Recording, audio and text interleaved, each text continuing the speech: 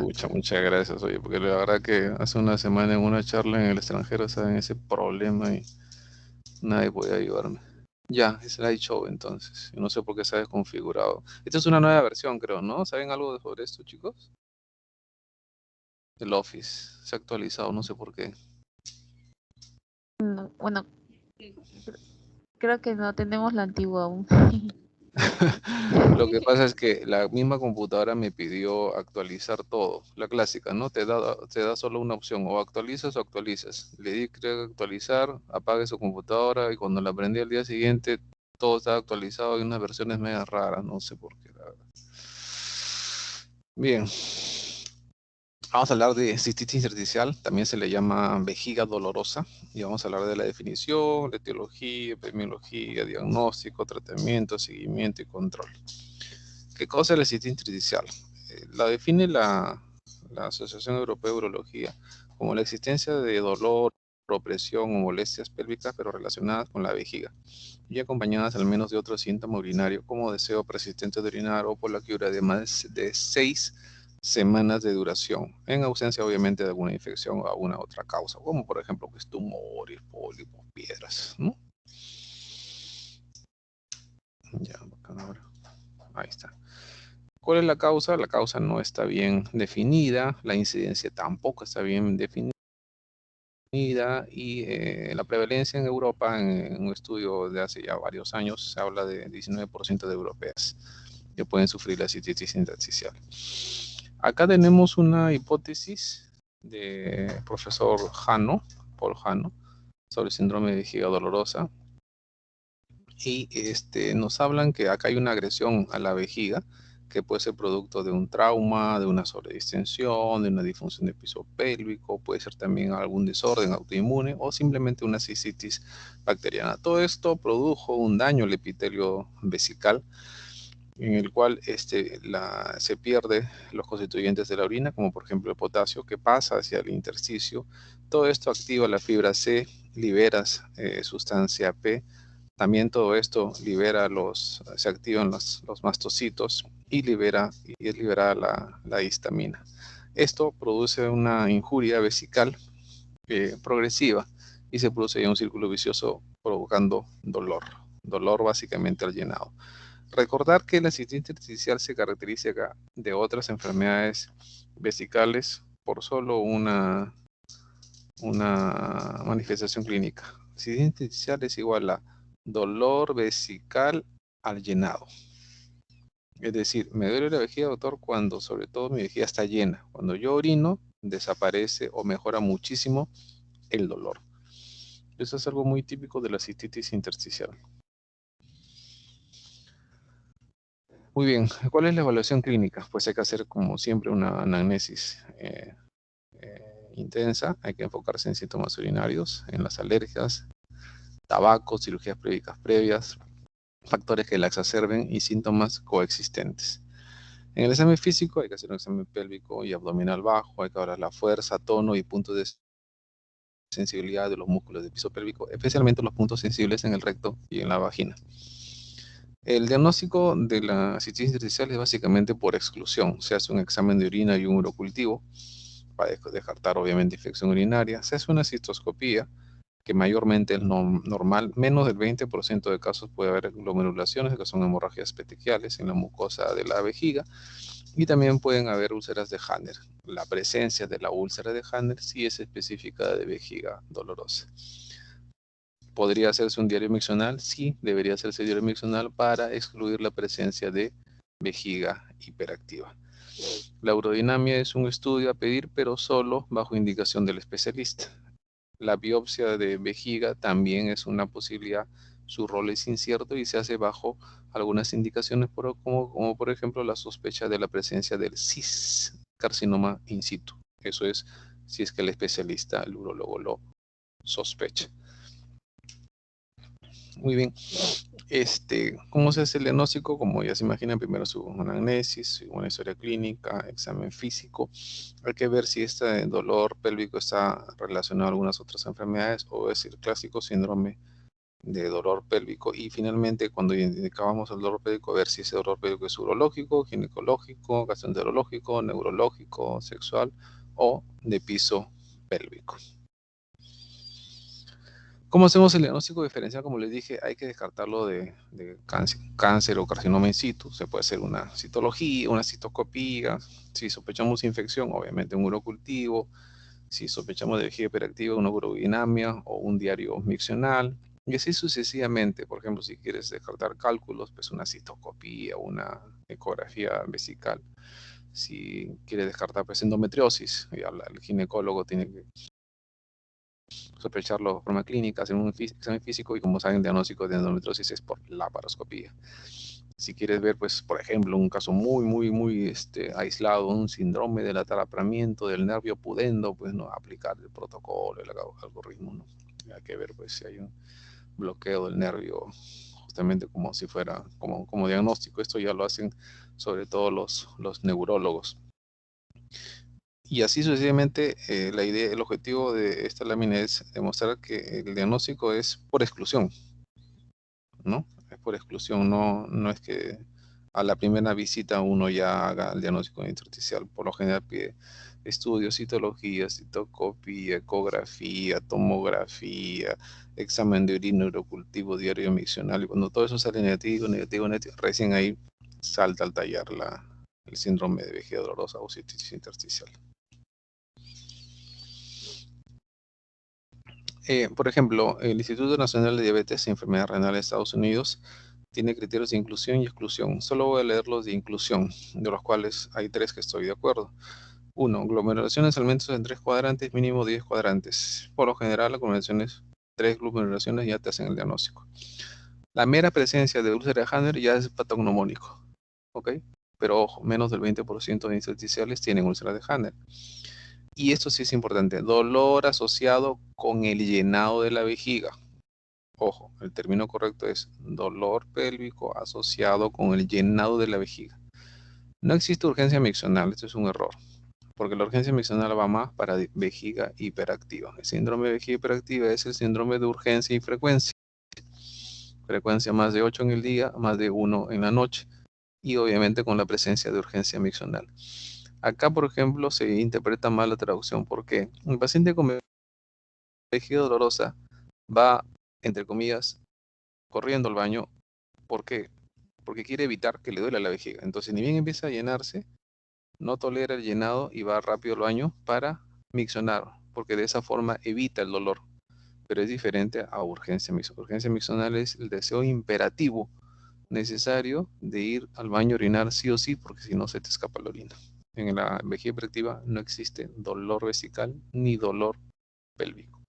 ¿Ya? Bien, entonces otra lámina haciendo hincapié. El diagnóstico es por exclusión. Y acá en las imágenes de abajo van a ver tres fotos. La úlcera de Hanner a la mano izquierda, en medio las glomerulaciones, que son hemorragias petequiales, ovillos, como si fueran los glomérulos, ¿se acuerdan de la nefrona? Y a la derecha la foto de una cistoscopía completamente normal. Así que es importante sobre todo para los especialistas, ¿no? Ver cómo es una citoscopía, una vejiga normal, cómo es una glomerulación y cómo es una úlcera de Hanner. Hecho ya el diagnóstico, tenemos 4 líneas de tratamiento, ¿no? Eso es tomado de las guías clínicas americanas.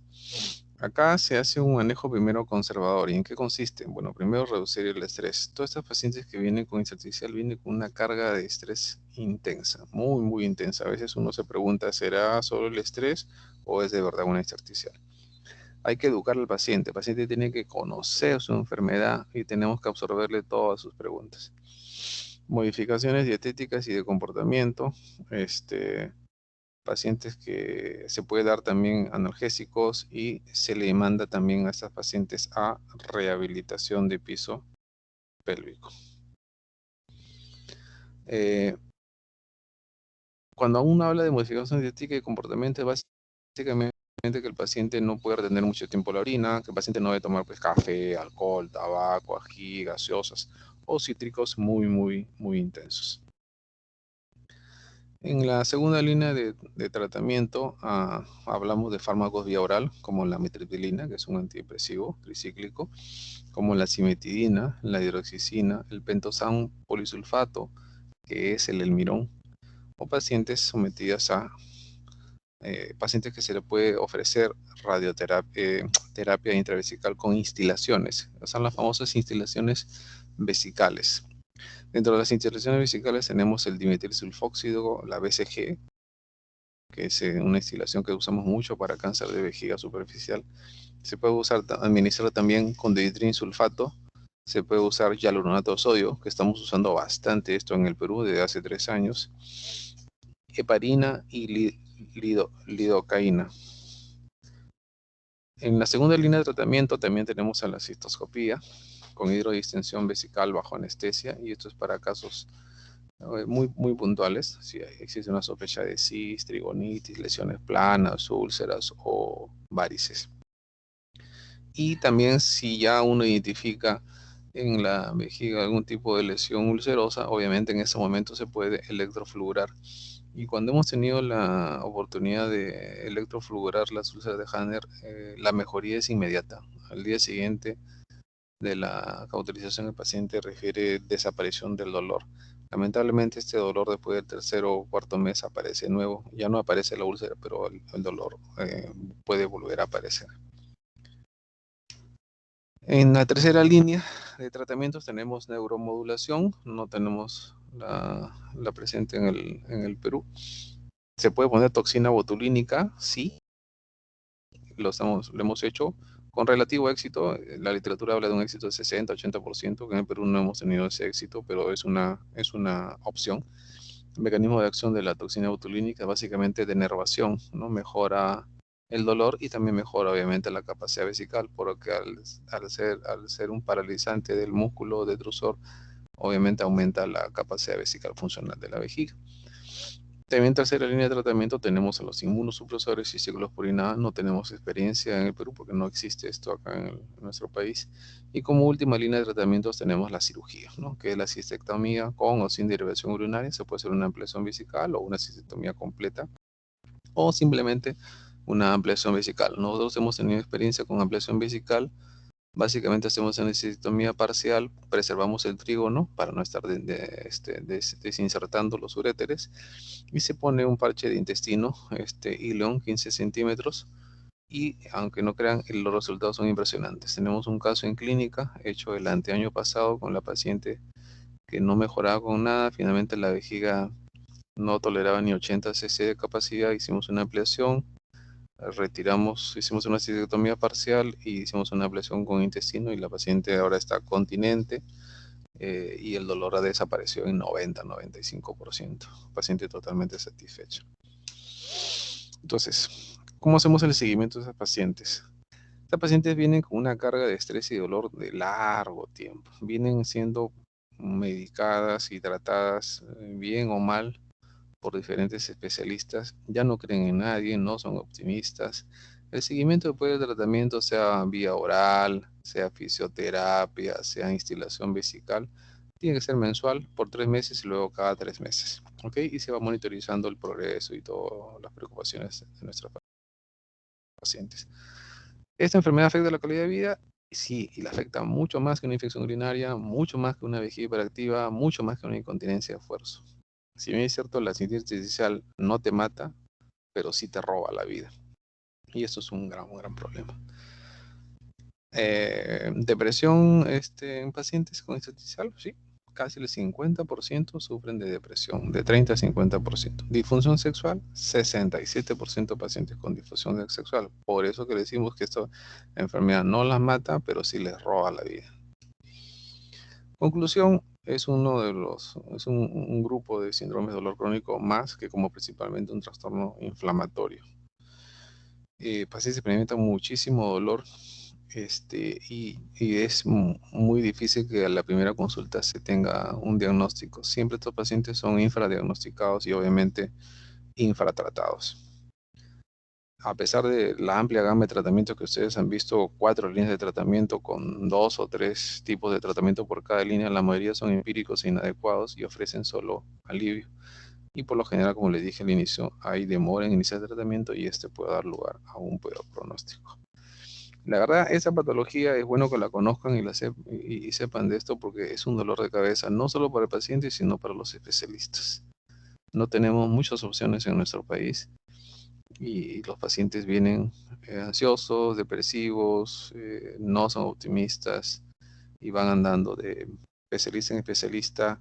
Son muy exigentes, a la primera consulta quieren ya un tratamiento 80-90% efectivo y cuando les planteamos la realidad de que el mejor éxito de un tratamiento principal es entre 40-60%, obviamente se sorprenden, pero es la realidad, es lo que se le ofrece acá, es lo que tenemos, no tenemos muchas opciones, por ejemplo, en línea 1, obviamente toda la línea 1 se puede hacer sin ningún problema, en la línea 2 acá solo tenemos el antidepresivo, amitriptilina, que mujeres jóvenes o adultas no funciona simplemente porque mujeres trabajan y no pueden andar media dopadas durante el día. Instalaciones vesicales, acá solo tenemos hialuronato de sodio, heparina y lidocaína se usa mucho en el Ministerio de Salud con un éxito muy relativo. Hacemos mucho en hospitales grandes y clínicas, cistoscopia con hidrodisección vesical, pero la mejoría solo dura 3 meses. Y si hay la suerte de tener una úlcera Handler y la cauterizas, la mejoría es notable, pero después de 3 meses obviamente empieza otra vez el dolor. En la línea 3 solo tenemos el Botox o toxina botulínica y en la línea 4 es cirugía. Muy pocas mujeres la aceptan y por eso que no tenemos tanta frecuencia de pacientes operadas. Bien chicos, ¿alguna pregunta sobre esta enfermedad? Sí, doctor, usted decía que si no se trata a tiempo, el pronóstico es peor. ¿Qué es lo que podría pasar con estos pacientes que tienen una cistitis intersticial?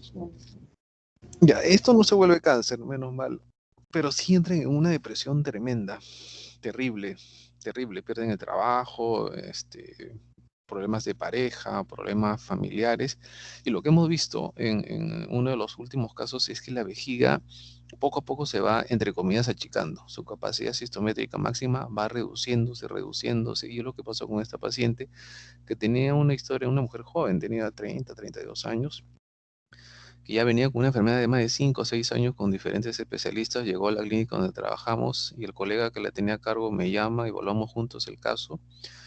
Le hicimos de todo, hasta le hicimos un beca por la historia de un antecedente de contacto familiar de TBC, pensamos que era una TBC, inclusive una TBC vesical, le hicimos biopsia inclusive de vejiga, la mandamos creo que se manda al INS para hacer cultivo BK, a MINSA, salió todo negativo y poco a poco la paciente llegó con 150 cc de capacidad y en la última citocopia que le hicimos solo toleró 80 cc.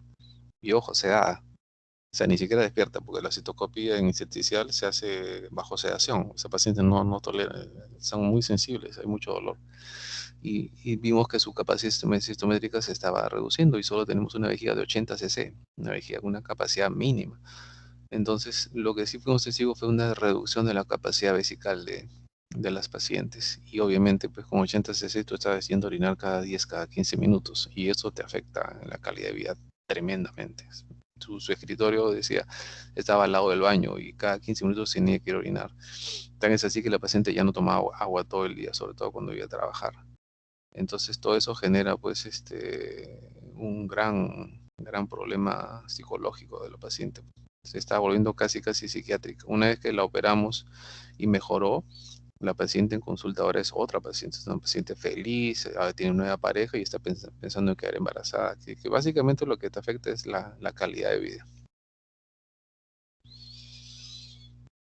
Entiendo, doctora. Entonces, lo que hacen estas bacterias en la vejiga es hacer que las fibras se contraigan o por qué es que se reduce la No, no capacidad? no se sabe la causa.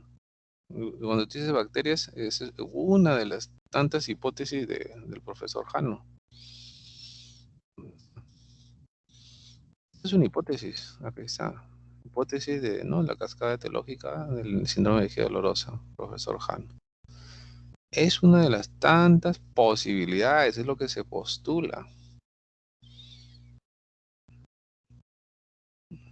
Tenemos pacientes que dicen, doctor, yo nunca he tenido cistitis, nunca he tenido infección, yo no sé por qué me pasa esto. Eso todavía es una enfermedad en estudio en urología. Entiendo, doctor. Gracias. Nada, otra pregunta, chicos. Doctor, había Sí. mencionado que bueno, para llegar a la cirugía eran pocos que llegaban a la cirugía. ¿Y esto Ujú. por qué se daría si ya con la cirugía pues hay mucha mejoría y pues va a mejorar también la calidad de vida? ¿O es El porque hay temor mucha complicación? básicamente, temor a la cirugía. A ver, no hay mucha cirugía intersticial. Las pocas que hemos tenido han mejorado mucho en los últimos años porque yo he puesto mucho hialuronato de sodio y la respuesta ha sido 60%. Las pocas que no han mejorado, en mi experiencia, se pierden, ya no regresan. Típico del paciente peruano es que cuando no funciona un tratamiento, el paciente que hace cambia de médico. Es muy difícil que siga contigo, salvo sea ya su última esperanza. ¿Qué es lo que pasó con esta chica de la clínica? Que llegó con el colega, hizo tan buena relación médico-paciente, que obviamente cuando se tuvo que tomar la decisión, el colega hizo una junta médica y nosotros pues coincidimos en que la cirugía era su última opción, pero porque la paciente simplemente se aferró a la clínica, se aferró al colega y dijo, acá me quedo y aquí con ustedes hasta el final. En el hospital, nuestros pacientes mejoran mucho con hidrodistensión vesical y con hialuronato de sodio. Y en el hospital no hemos hecho una ampliación vesical ni cistiectomía hace fácil 10 o 15 años. Pero lo que pasa es que por ejemplo, el hospital que yo trabajo, que es en el Seguro Social, en el Almenara, una vez que ya la paciente no obtiene mejoría, ese paciente se pierde. O sea, ya no sigue con el médico. Me imagino yo que ellos consideran que se ha fracasado en su tratamiento y buscan una nueva opción siempre. Entiendo, doctor, muchas gracias. Doctor, una consulta. Sí, dime. Doctor, usted mencionó, bueno, los diagnósticos diferenciales también. En este caso, la cistitis intersticial también, de acuerdo a la sintomatología, es muy parecido, similar a otras patologías infecciosas. Y de más o menos, ¿cuáles serían los hallazgos que me podrían como que hacer o me puedan direccionar más al diagnóstico de esta patología de cistitis intersticial? Claro, es dolor vesical al llenado. Tú tienes que preguntarle, señora, ¿le duele con vejiga llena o vejiga vacía? Si te dicen en todo momento y me arde para orinar, listo, no es. La disuria o el ardor miccional no es típico de intersticial. Si una paciente te dice, sí, me duele la vejiga y se agarra los costados, que me suele pasar mucho, me duele la vejiga, doctor, y se agarra fosiliaca derecha o se agarra fosiliaca izquierda. Ahí no está la vejiga. Pues. La vejiga está en medio, ¿no? Debajo del ombligo, encima del pubis y debajo del ombligo. Y me arde mucho para orinar y me duele en todo momento. ¿En qué momento, señora? Cuando orina también me duele y cuando orina me duele, en todo momento me duele. Ya, eso no es intersticial. Y va a orinar cada rato, sí, voy corriendo y se me escapa la orina y cuando pujo y hago esfuerzo también se me escapa la orina. Ya, eso es una incontinencia mixta, ¿no? Con urgencia y con esfuerzo. Entonces, con una buena anamnesis, tú puedes ya hacer un diagnóstico clínico. Entonces, esos datos son muy, muy importantes, ¿no es cierto? Un intersticial no te hace infecciones urinarias. Doctor, yo vengo, me duele la vejiga y a cada rato me infecto. Ya, entonces, si viene una ITU recurrente, pues no es una intersticial, es una ITU recurrente.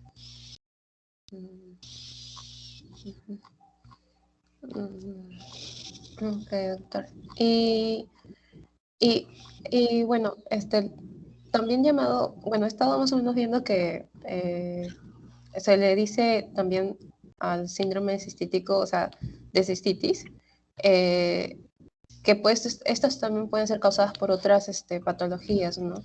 Como tuberculosis y puede parecerse a un carcinoma in situ. Claro, Entonces el eso, CIS. ¿no? El CIS, claro. Mm, Por eso ya. que hacemos biopsia. Pues si yo sospecho de un CIS, obviamente hago una citoscopia y le hago una biopsia. Entonces depende mucho del criterio del médico tratante, del especialista. Ok. Ya, doctor, y una pregunta, en el caso de, por ejemplo, cuando mencionó usted Nito, si el paciente, bueno, presenta ya resistencia a ciertas bacterias, o sea, y ahora, ¿cómo sería, o sea, cómo se trataría al paciente? Porque supuestamente no siempre tenemos un paciente que pues a la primera vamos a hacerle un orocultivo y posterior al Ujú. orocultivo pues, se hace lo que es el tratamiento ya un poco más específico, ¿no? Usualmente a Claro, veces se inicia con un tratamiento empírico. correcto. Entonces, ¿qué pasaría si ya... ¿qué pasaría si es que el paciente en el examen, o sea, en el cultivo ya me muestra que ya tiene resistencia a varias cepas y cómo sería el manejo? Porque eso también he visto que se puede presentar. Claro, lo que tú tienes que tener, y ahí viene la ayuda del laboratorio. Si tú mandas a un laboratorio de no muy buena, de dudosa procedencia, te van a dar muy pocas alternativas. Y es ahí donde tienes que empezar a enviar urocultivos a centros de laboratorios que tengan una amplia gama de antibiogramas. Me suele pasar pues cuando yo mando pues a laboratorios grandes. ¿Por qué? No porque sean más caros o que quiera hacerle gastar plata al paciente, sino porque sé que me van a dar una sensibilidad y una amplia gama de sensibilidad y resistencia a muchos fármacos. Pero si se van pues a parroquiales, solidaridad, municipales, tú ves el antibiograma y te hacen 5, 6, 7 fármacos. Y te toca pues un ble positivo y te toca un multiresistente y te dice resistente a todo. Te quedas en el aire, pues, ¿no es cierto? La idea de mandar un urocultivo en un caso complejo, una ITU complicada, es justamente que te dé una amplia gama de tratamientos para que tú puedas elegir cuál es el mejor para ese paciente. Ok. Porque he visto, bueno, recuerdo que cuando se iba presencial, habían pacientes que pues tenían una amplia gama de resistencia y en definitiva era un poco complicado como que hacer un tratamiento, o sea, como decir qué hora voy a aplicar al paciente, algo así. Entonces, por eso Ujú. era mi pregunta. Ya, doctora, Claro, gracias. y es lo que le suele pasar a los infectólogos, pues, ¿no? Cuando ya nosotros no podemos, ya no está resistente a todo, lo mando al infectólogo y ya viene el criterio del infectólogo, ¿no? ¿Qué tratamiento usar? O si repetir el urocultivo en otro lugar. Definitivamente sí, es un dolor de cabeza. Pero ¿sabes qué pasa eso mucho con las vejigas neurogénicas? Y con las bacterias asintomáticas. Recordar que infección urinaria es presencia de bacterias en orina, pero con clínica, con síntomas. Ujú, Y esto que tú mencionas pasa mucho con los neurogénicos, que dicen, doctor, estoy con infección. ¿Qué molestia tiene? Se quedan pensando, miran al aire, me duele aquí, me duele allá. Y tú la ves y parece que no le doliera nada, ¿no? Y lo que están buscando es básicamente negativizar su urocultivo. Hay pacientes que tienen bacteriurias asintomáticas y las tienen toda la vida, las van a tener siempre. Y entonces anda buscando médico en médico a ver quién le negativiza el urocultivo. Y obviamente tú sabes que en una bacteriuria asintomática todos los cultivos van a salir positivos. Para ujú, ellos es infección. Para un paciente normal, común y corriente, te sale Klebsiella coli, para ellos es infección, pero para un médico no. Para un médico es presencia de bacterias con clínica. Si no hay clínica de ningún tipo, eso no es una infección. Y eso es algo bien difícil de hacerle entender a un paciente. ujú. Son los Ok, pacientes que andan contentos con sus urocultivos buscando la opinión de diferentes médicos amigos, médicos especialistas, gastan enormes fortuna de plata con todos los antibióticos y finalmente sigue negativo, ya vienen ya enojados buscando un buen médico para que le cure. Y tú la ves y está tranquila, le pides ecografía normal, tomografía normal, citoscopía normal y andan buscando, vienen con 20, 30 recetas, 20, 30 ujú, urocultivos todos positivos y tú la ves caminando sin ningún problema. Ese paciente es una bacteria asintomática, buscando a alguien que la cure. Y hay ujú, bastantes, ¿no? Por si acaso, hay bastantes de estas. ujú. Ok, doctora, gracias. ¿No? ¿Otra pregunta?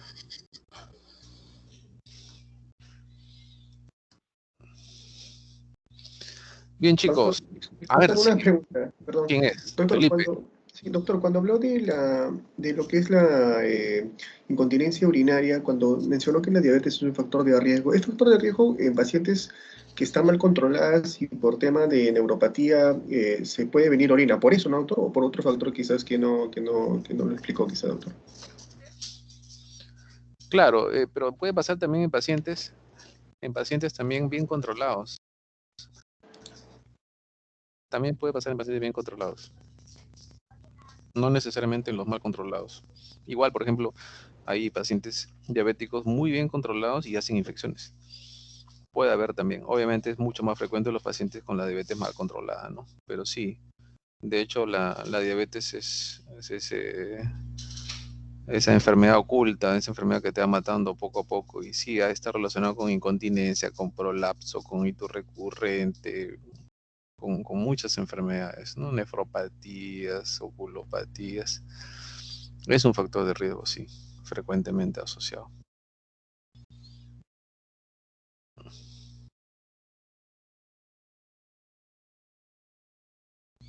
¿Alguna otra pregunta, chicos? Sí, doctor, yo tenía una pregunta respecto a la cirugía. En la A ver. cirugía, en el paso 4, cistectomía con o sin desviación o sin derivación urinaria. Derivación, sí, derivación. ¿Cómo Ya, se hace? dime. ¿Cuál sería la diferencia? ¿A dónde lo derivan o cómo es ese? Claro, es que la derivación urinaria puede ser una neovejiga, o sea, si haces una cistectomía total, tienes pues obviamente el uréter, que es los uréteres tienen que ir a algún lugar, ¿no es cierto? Puede ser una ureterostomía de frente a la piel, puede ser un Bricker, lo une los dos uréteres a 5 centímetros perdón, a 10 centímetros de intestino delgado, se hace un Bricker y ese ostoma del intestino se pasa a la pared abdominal, como pues, si fuera una colostomía, pero es una ileostomía. Y también se puede hacer un mitrofano del apéndice, se usa como si fuera un conducto entre la nueva vejiga y la pared abdominal.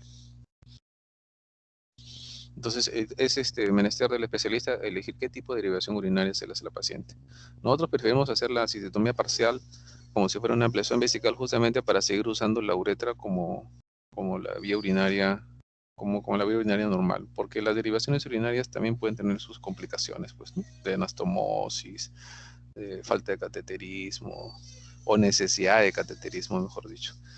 Entonces, ya con la experiencia que estamos teniendo, preferimos mejor la cistectomía parcial con ampliación vesical y que sigue orinando por uretra. Y nos ha ido bien. Una paciente en el hospital y uno en la clínica. Tenemos poca experiencia porque los casos no son frecuentes, los casos son pocos en realidad. Pero en estos dos últimos pacientes nos ha ido muy, muy bien.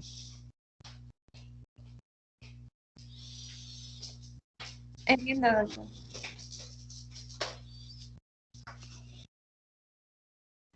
Doctor, una consulta. Dentro del manejo, no sé, de repente no escuché bien, ¿la denervación vesical también puede ser una de las líneas de tratamiento? O... Claro, la toxina botulínica, el Botox, denerva vejiga. Y es por eso que se usa mucho acá en vejiga dolorosa. Ah, ya, o sea, ya. Eso incluye la toxina botulínica. Claro, claro. Es muy difícil pues que alguien entre pues a la pelvis a denervar el nervio de la vejiga. No hacemos eso. Más bien ahí los expertos en dolor pélvico crónico, ginecólogos o urólogos, piensan más bien ellos en un síndrome de tratamiento nervio pudendo, que es otra clase muy, muy grande, muy, muy diferente. Hoy ya estamos hablando de cistitis intersticial, que es más urológico, ¿no? Claro. Y dentro del tratamiento oral, el medicamento que más se utiliza, bueno, o más se medica, ¿cuál es, doctor? ¿El Mira, amitriptilina o...? acá en el Perú, amitriptilina sí, pero ¿por qué? Porque no tenemos pentosan polisulfato, que es el Elmirón. En toda Latinoamérica lo que más se usa es el Elmirón o pentosan polisulfato, pero acá en Perú no lo tenemos. Okay. Ya, doctor, gracias. Muy bien. Por favor, un rato. Muy bien. ¿Alguna otra pregunta, chicos? Doctor, como parte del manejo también habló creo de la lidocaína, pero tenía una evidencia limitada. ¿Hablaban los parches o la forma muscular que se pone, doctor? Perdón. En el manejo del tratamiento también mencionó que se usaba, en el Perú se usaba lidocaína, pero no escuché muy bien si era en parches o era en manejo No, se usa por intramuscular. instilaciones, no, por instilación vesical. En líquidos se usa lidocaína, heparina, inclusive los colegas le ponen antibióticos. Se usa mucho en el Ministerio de Salud. Ahí nació esta combinación. Son unas instalaciones que combinan heparina, lidocaína. Te soy sincero, muy controversial. Bastante controversial.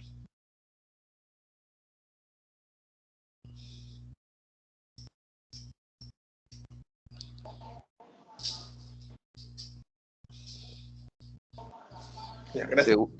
Se usa a razón de 2 o 3 veces por semana. No se instilan 40 o 50 cc esta mezcla. El paciente se puede echarse en camilla media hora o puede irse caminando, ¿no? Y evitando orinar durante 1 hora. Se usa durante 4 o 6 semanas. La verdad que la frecuencia de la instilación depende mucho de la experiencia de cada especialista. Pero en el Ministerio de Salud se usa bastante. Nosotros en el Seguro Social estamos usando hialuronato de sodio, ácido hialurónico, y nos está yendo bien. Pero con paciente bien seleccionado, obviamente.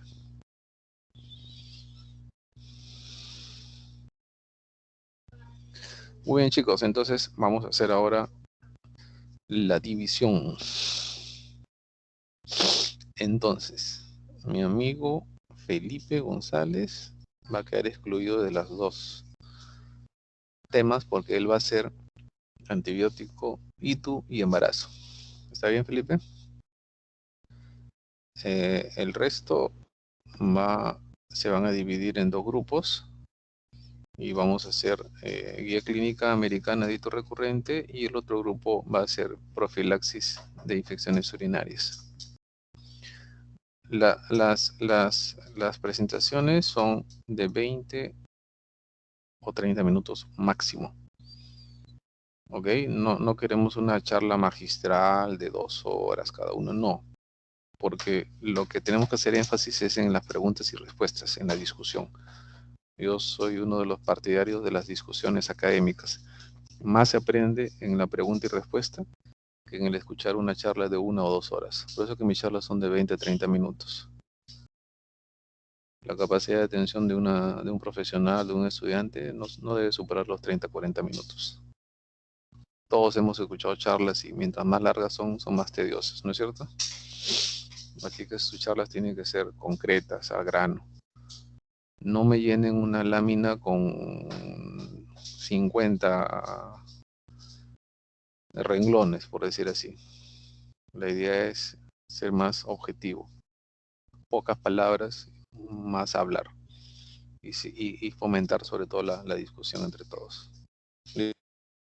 ¿Listo, chicos? ¿Entendieron el mensaje? Sí, Sí, doctor. Felipe, no te he escuchado. Sí, doctor. Sí, doctor, todo claro, fuerte y claro, doctor. Excelente. Listo, chicos. Entonces nos vemos el próximo martes, 8 en punto de la mañana, por favor. Está bien, doctor. Muchas gracias. Listo. Cuídense mucho. Un abrazo. Gracias.